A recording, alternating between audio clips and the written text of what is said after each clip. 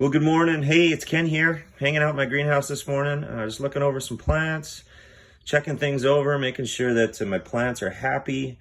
It's important to look at your gardens, look at your planters, make sure that your plants don't look sick or ill or unusual. As I'm looking at this plant, this is a pepper, sweet pepper. I noticed that there's some leaf curl, and as I look closer, I noticed that there's some white flecks on these leaves. It's pretty indicative of aphids showing up. And so today I just want to talk to you about aphids, a few things that we can do to make sure that their populations are kept in check. Aphids like to feed on plants, and we don't want them to eat our plants. Plants are what are going to produce our food for us. And so here's a few things that you can do. The first and foremost is to appreciate beneficial organisms in your garden. On our plant here, we have some ladybugs or ladybird beetles, and we've got a few different types. This is 2-spot on top. You can see 2 spots on his back there, and then we've got a 7-spot down here. And you can just see, you just count the spots, and that often aligns with what the name is of these beetles. We've got a huge diversity of ladybird beetles in Alberta, in North America.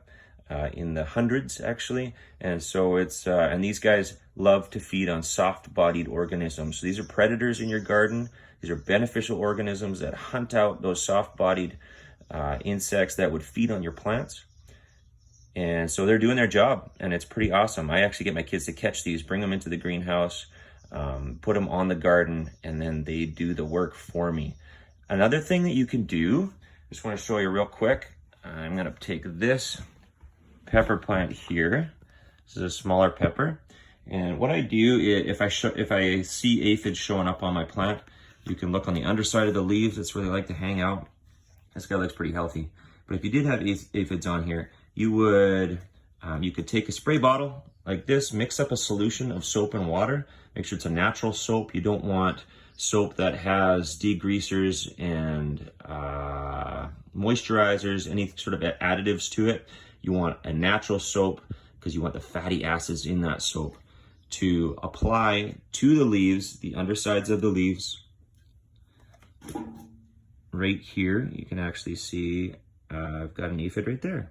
So there are a few aphids on these plants. So that one I would pick off. I would just take my finger, roll it off, squish it. That would be a third method. But if you wanted to use your spray, you've got more aphids on this plant, just squirt the underside of the leaves like this.